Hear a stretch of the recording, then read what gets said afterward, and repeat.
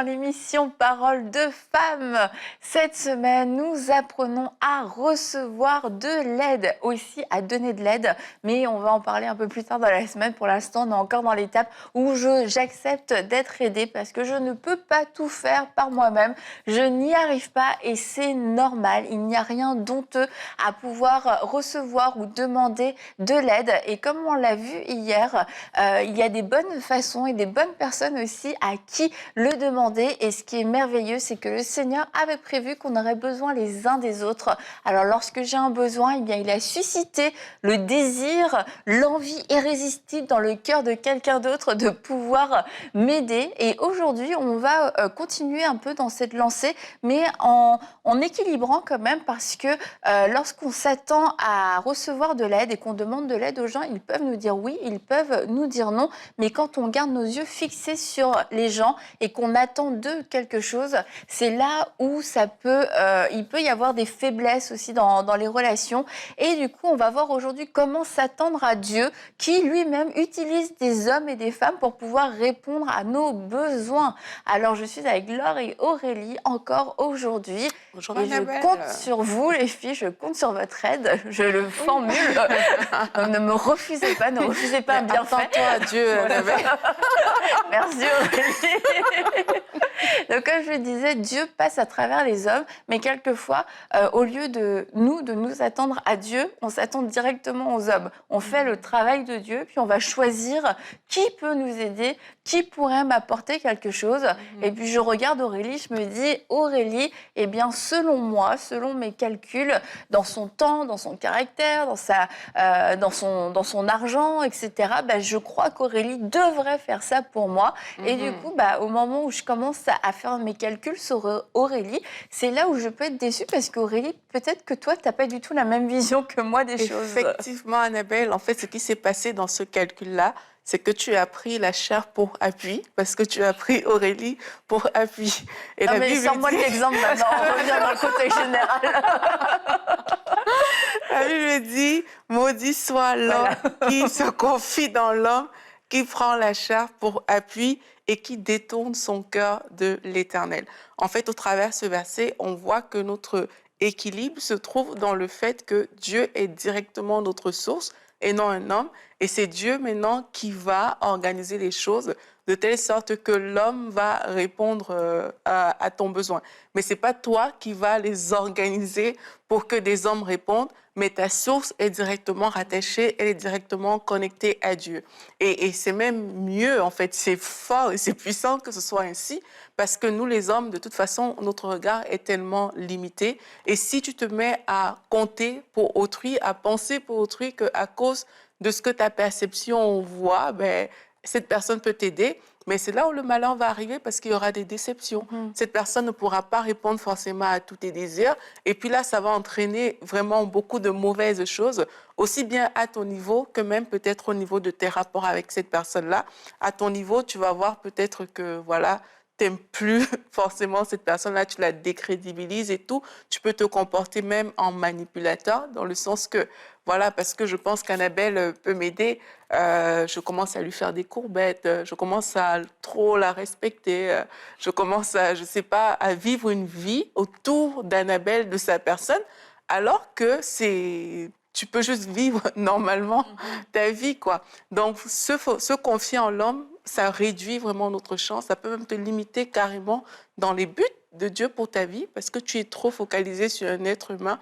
Vaut mieux trouver le bel équilibre, compter sur Dieu qui, lui, utilisera les hommes qu'il voudra. Et cette limite, parce que tu vas juste voir les personnes qui, selon toi, peuvent t'aider.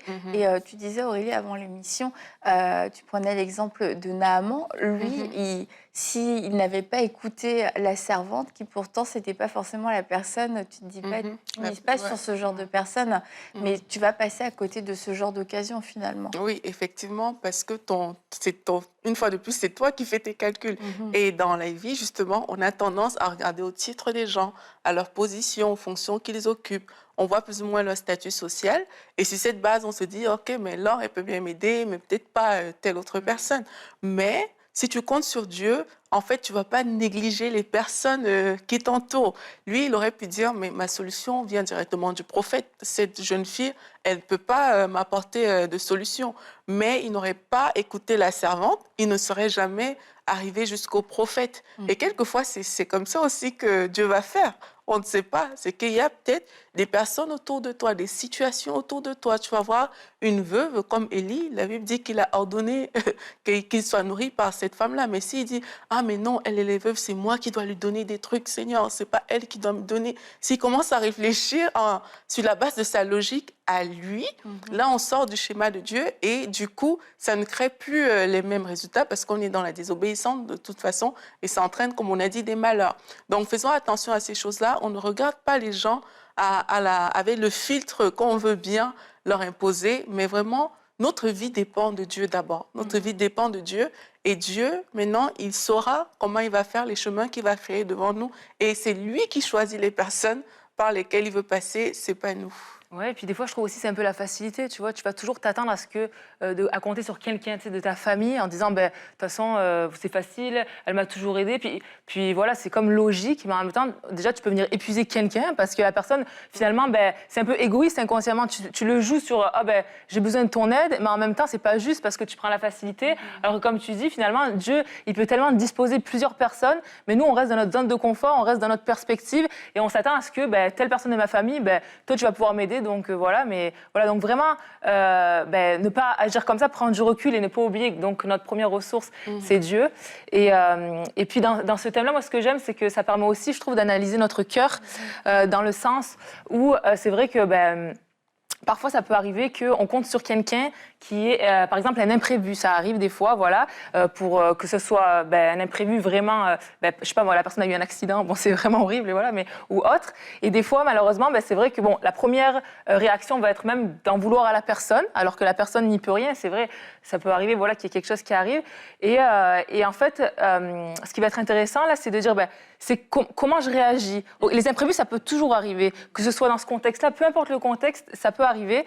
Et est-ce que je vais m'apitoyer sur mon sort, puis en vouloir à la personne, me plaindre, gémir, tout ça, ou est-ce que je vais m'en remettre à Dieu et me dire, Seigneur, je te fais confiance, je sais que tu es fidèle, je sais que tu es ma ressource première, et puis tu as une solution pour ma situation. Et je pense que finalement, c'est vrai que c'est toujours dans les situations comme ça où ça nous permet d'analyser notre cœur, mais c'est aussi intéressant parce qu'au final, voilà, on veut bien réagir et on ne veut pas en vouloir aux gens pour rien. Donc voilà. Je suis d'accord avec toi que c'est assez intéressant. Je me rappelle quand j'étais jeune convertie, moi, je comptais beaucoup sur les membres de ma famille, sur ma sœur et tout. Un jour, la source s'est coupée, tu vois. Et naturellement, vu que c'est une source qui est comme ouverte et tout, c'est naturel, tu n'as même plus besoin de manifester une foi quelconque ou rien. C'est que tu as ton pourvoyeur qui est là. Et puis un jour, la source s'est coupée et au début, je ne comprenais pas. Et tu peux avoir, si tu ne fais pas attention, tu peux même en vouloir. Un sentiment d'injustice. Tu en vas aux autres comme, mais pourquoi ils ne m'aident pas cette fois-ci et tout, comme si c'était son devoir de t'aider. Et dans certains contextes, c'est comme ça, c'est qu'on vit dans la poche d'autrui. C'est comme, parce que tu appartiens à telle famille, tu as une obligation d'aider les gens. Oui, il faut aider les membres de notre famille. La Bible nous demande de prendre soin des membres de notre famille, mais quelqu'un ne peut pas vivre dans tes poches. Tu vois, c'est à toi de voir, OK, voici comment je planifie mes affaires et tout, et voici comment je peux t'aider. Et comme on a dit, on peut te dire aussi non. Tu vois, non est recevable quand on compte sur Dieu. Mais quand on compte sur les gens, non devient trop difficile à accepter parce que tout ton focus est sur cette personne-là. Mais quand tu comptes sur Dieu, tu sais que, OK, peut-être, oui, j'ai demandé à cette personne, peut-être c'est pas le chemin que Dieu a choisi pour moi. Il y a certainement une autre voie qu'il veut pour moi. Et ton cœur sera léger, en fait. Tu seras pas aigri contre la personne. Tu auras un cœur léger pour t'ouvrir à d'autres sources d'approvisionnement que le Seigneur a prévues pour toi. Et ça, c'est un point important et je veux vraiment vous le dire aujourd'hui, c'est de vous mêler de vos finances, de vous mêler de votre argent et pas de l'argent des autres. On ne veut pas parler juste des finances et de l'argent dans toute cette série. C'est pas une aide, c'est pas juste pour recevoir de l'aide financière. Ça s'étend à beaucoup plus que ça. Mais ceci dit, je veux faire ce point sur les finances parce que j'ai entendu trop de fois de gens qui spéculaient et qui géraient l'argent des autres. Ils n'ont rien à voir avec cet argent. Ils n'ont absolument pas gagné cet argent ne leur revient pas. Mais c'est comme parce que quelqu'un a de l'argent, selon nous en plus, on pense que cette personne a de l'argent, c'est comme si on avait d'un seul coup un droit de parole et de dire mais pourquoi est-ce qu'il a acheté une voiture? Il aurait dû d'abord s'acheter un appartement. En plus, t'as vu, il s'est acheté ça, mais franchement, c'est pas bien. Il aurait dû plutôt investir là-dedans. Pourquoi il n'a pas gardé son argent? Pourquoi est-ce qu'il ne donne pas son argent? Là, on a refait une extension à l'église. Pourquoi est-ce qu'il n'a pas donné de l'argent alors qu'il a dépensé dans une nouvelle télévision? C'est Dieu confie l'argent à qui il veut et Dieu va s'arranger avec cette personne et cette personne va s'arranger avec Dieu. Nous ne sommes pas les gestionnaires de l'argent des autres. Alors je vous le dis dans tout l'amour du Seigneur, mêlez-vous de votre argent et laissez les autres gens se mêler, gérer leur propre argent. Et quelquefois on manque de finances dans nos vies parce qu'on est tellement concerné par les finances des autres, de tout ce qu'ils devraient faire avec et tout ce qu'ils devraient faire pour nous, que finalement on oublie nous-mêmes de semer, on oublie de préparer nos terres, on oublie de faire ce que Dieu nous demande de faire pour nos propres finances. Alors prenez vos finances en charge et arrêtez de regarder chez les autres et surtout arrêtons de spéculer sur l'argent des autres. Chacun fait ce qu'il veut avec son argent et chacun aura à rendre compte à Dieu personnellement pour ce qu'il a fait de son argent. Donc je voulais vraiment qu'on clarifie cette petite chose entre nous aujourd'hui. Maintenant que c'est chose faite, nous allons pouvoir continuer. On va continuer. Et je voulais lire dans Philippiens 4:6 ce que Paul dit aux Philippiens, ne vous inquiétez de rien, mais en toute chose, faites connaître vos besoins à Dieu par des prières, des supplications, dans une attitude de reconnaissance. Et alors qu'on parle des besoins, qu'on parle de l'aide, je pense que c'est vraiment un verset sur lequel on peut se reposer. C'est je peux faire connaître mes besoins à Dieu, j'ai le droit de le faire et Dieu va y répondre à sa façon. Et puisque je sais qu'il va y répondre, je vais être déjà dans cette attitude de reconnaissance. Je serai plus dans une attitude de reconnaissance que de prospection ou que d'attente. Et puis, Laure, je vais te laisser la parole pour pouvoir répondre à Mireille des États-Unis qui demande « Dois-je attendre que Dieu révèle mon besoin aux autres pour demander de l'aide ?» Question très intelligente. Oui, donc salut Mireille. Donc pour te répondre, alors moi je vais commencer avec le verset... En 24 points. Non, ça va être court, non. Donc dans Matthieu 7, au verset 7-8, qui dit « Demandez et l'on vous donnera, cherchez et vous trouverez, frappez et l'on vous ouvrira. En effet, toute personne qui demande reçoit, celui qui cherche trouve, et l'on ouvre à celui qui frappe. » Donc voilà, c'est le verset. Donc à partir de ces versets, on peut voir qu'on a une responsabilité. On ne peut pas attendre que tout se passe. En effet, lorsqu'il y a écrit dans le verset « Demandez, frappez et cherchez », donc ça correspond à des actions. Et donc cela signifie que si nous avons un besoin, nous devons l'exposer et ne pas rester inactifs. Puis, le fait de demander nous met aussi dans une position d'humilité où l'on met en évidence notre besoin et le fait que nous avons besoin de Dieu et nous avons besoin les uns des autres. Donc, la première chose qui va être importante, c'est notre première action va être d'exposer notre besoin à Dieu. Donc, je me permets de le dire parce que dans la question, je ne sais pas si comme c'est dois-je attendre que Dieu révèle mon besoin, si on s'attend à ce que Dieu ait déjà vu dans mon cœur ou si on l'a exposé. Donc, c'est pour ça que je le répète. Clarifie, je le clarifie. On ne sait jamais, vaut mieux être explicite. Ouais, exactement. Donc voilà, ça va être d'exposer notre besoin à Dieu. Et donc là, j'ai repris le même verset que tu viens de donner. Donc dans Philippiens 4:6 qui dit « Ne vous inquiétez de rien, mais en toute chose, faites connaître vos besoins à Dieu par des prières et des supplications dans une attitude de reconnaissance. » Voilà. Et donc cependant, on peut aussi utiliser le verset de Matthieu 7 avec les gens autour de nous. Nous ne devons pas avoir peur de demander aux gens, aux hommes. Et Dieu a aussi placé des gens autour de nous pour qu'on s'entraide. Et le fait de demander aux autres nous apprend aussi à réaliser que nous avons besoin les uns des autres et nous apprend à compter sur eux, à vivre le corps de Christ. Et au final, ça ne coûte rien. Et puis le fait de demander va aussi parfois nous aider à sortir de notre zone de confort, à ne plus avoir la crainte des hommes et à nous aider finalement à nous rendre tout simplement responsables. Donc finalement, il y a plein de choses qui peuvent se passer même dans cette action de demande. Donc c'est vraiment important. Et donc la conclusion, c'est donc exprime ton besoin à Dieu, mais exprime aussi ton besoin aux hommes, et Dieu va pourvoir pour la meilleure ressource pour toi. Et pour ça, j'avais un peu l'exemple du travail. C'est vrai que quand tu cherches un travail, tu commences par prier pour que Dieu te donne un travail, mais est-ce que tu pries et tu restes inactif ou tu vas postuler? Et en fait, tu vas postuler en général, c'est mieux, hein. Mais ensuite, Dieu va vraiment ouvrir pour la meilleure porte pour toi, voilà, pour le meilleur travail. Et ici, c'est la même chose, voilà. Tout à fait. Merci Laure. C'est vrai que lorsque on veut trouver un travail, on va se mettre en action. Et comme on l'a déjà dit hier, la communication va pouvoir éviter les malentendus et les attentes quelquefois qui peuvent générer de la frustration, qui peuvent générer de l'incompréhension. Et quelquefois, il suffirait de dire, écoute, voilà, moi j'ai tel besoin, mais en sachant, comme tu l'as dit Aurélie, que non est une réponse aussi.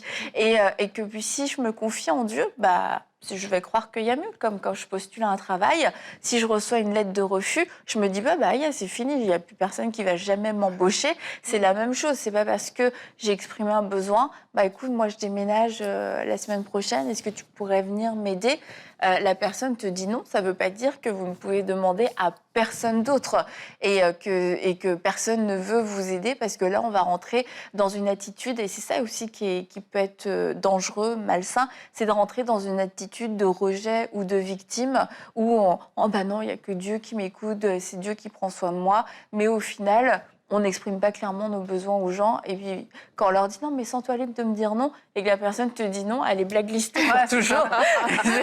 Toi-même, quand on te demande un service, je me souviens que la dernière fois, ça s'est pas bien passé quand j'ai dit non, ça fait peur après. En fait, Dieu, comme on l'a dit, utilise les hommes, mais même dans nos demandes, un peu comme on a parlé du travail, c'est que quand on le fait, mais on le fait aussi en comptant sur Dieu. Moi, je pense que c'est vraiment prendre appui sur une personne qui a un problème. Maintenant, quand tu parles avec tes amis ou tes frères et sœurs, rien n'empêche de dire que tu es à la recherche d'un travail. Tu vois, c'est aussi ça, juste communiquer. J'ai l'impression que parfois, on se fait des films dans nos têtes ou des choses. C'est ça, trop simple en fait. C'est que si je parle avec vous et que j'ai peut-être un besoin, rien ne m'empêche de le dire. Mais chez moi, on ne sait pas ce que je fais. Chez moi, je m'appuie sur Dieu. C'est pas parce que tu as dit une chose verbalement à un homme que ça veut dire qu'il devient ta source d'appui, que tu dois tout attendre de lui, en fait. Donc, quelquefois, il faut aussi qu'on se libère de toutes ces choses-là qui viennent des fioritures, des choses. Ça vient souvent occuper l'espace pour rien. Parfois, on se complique la vie, tout simplement. Tu vois, et je pense aussi que dans cette simplicité-là, Dieu agit. Et c'est ça, se confier à Dieu, en fait. C'est de savoir que Dieu va agir et d'être assez humble, en fait. Si tu es dans l'orgueil du style « non, je ne veux pas dire mes besoins aux hommes parce que… » et tout, tu te fermes, en fait, à l'action de Dieu. Mais dans ta simplicité de cœur, alors que tu parles, alors que tu fais des choses, parce que tu t'es confié à Dieu, tu vas voir que Dieu va frayer un chemin. Parfois, il y a des choses qui vont venir à toi. Ah, mais j'avais juste dit ça à celle-là, je ne savais même pas qu'elle pouvait m'aider. Tu l'as dit dans une conversation naturelle, il n'y avait pas de calcul sans derrière. Rien attendre, c'est ça. Voilà, parce que ce n'est pas en cette personne-là que tu t'attendais. Donc, simplifions-nous la vie. Et je pense que ça aussi, ça va aider. Maintenant, une chose que je voulais aussi apporter à Annabelle, c'est que ce serait très bien pour des parents d'enseigner à leurs enfants dès le plus jeune âge à compter sur Dieu. Quelquefois, en tant que parent, ça peut être difficile parce que tu es le parent. Tu es aussi quand même un pourvoyeur pour cet enfant-là. Mais dans le jeune âge, il y a des petites astuces comme ça que vous pouvez mettre en place dans votre maison et encourager l'enfant. C'est comme l'enfant va peut-être te demander des choses. Bien sûr, vous allez pouvoir ses besoins, mais il va peut-être demander des choses. Tu peux lui dire, mais est-ce que tu as demandé à Jésus, par exemple?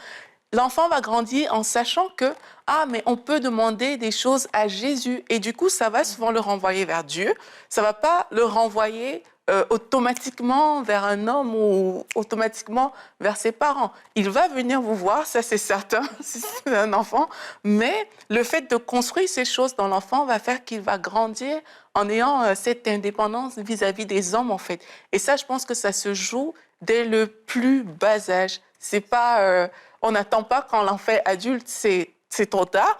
Ça se joue vraiment à l'enfance. Donc, apprenons aussi, en tant que parents, à inculquer ces choses-là à nos enfants. Ça va faire une différence certaine dans leur vie. Ouais, ça c'est vrai. Puis ça permet en famille de parler le langage de la foi et puis d'assainir dans le cœur des enfants quelquefois un sentiment de comparaison ou de jalousie parce que les autres ont. Bah écoute, toi, demande à Jésus. Et nous, on a vu plein de fois où notre fille Eden, quand elle était plus jeune, elle a eu des choses comme, qui sont arrivées, qui ont été données, même qu'on a trouvées. Et c'était des choses qu'on n'aurait pas forcément achetées, mais elle avait ce désir dans son cœur, elle a prié pour avoir ces choses-là. Et tu dis, ah, c'est trop gentil de la part de Dieu parce que c'était pas des choses vitales. Alors, on est d'accord, vraiment, dont genre un trampoline. Mais c'est pas des choses vitales, mais c'est des choses, ça parle vraiment au cœur de l'enfant. Et je voulais aussi relire un autre passage dans Philippiens 4, toujours avec Paul aux Thessaloniciens, parce que je trouve que c'est un bel exemple de l'équilibre que Paul fait. Bon, il les enseigne, c'est certain, en même temps, il les enseigne, mais quand même, on voit que Paul fait cet équilibre entre « je m'attends à Dieu », mais vous avez une part à jouer dans ce que Dieu va faire. C'est pour ça que je dis, il les enseigne. Si aujourd'hui, vous avez besoin que quelqu'un vienne vous chercher pour aller à l'église, peut-être que d'utiliser ce modèle-là de façon comme ça, peut-être que ça va moins bien passer, parce que les gens vont avoir l'impression que vous les manipulez. Donc, Paul enseignait. Il dit dans Philippiens 4:10... Bon, on va peut-être pas tout lire, c'est sur de 10 à 19, mais vous pouvez le faire vous-même. Donc Paul commence en disant « J'ai éprouvé une grande joie dans le Seigneur de ce que vous avez enfin pu renouveler l'expression de votre intérêt pour moi. » Donc là, en fait, il s'adresse aux gens et il les remercie parce que les gens ont pu l'aider et ont pu manifester leur amour de façon tangible. Et puis, un peu plus loin, il dit aussi « Mais j'ai appris à être satisfait de ma situation.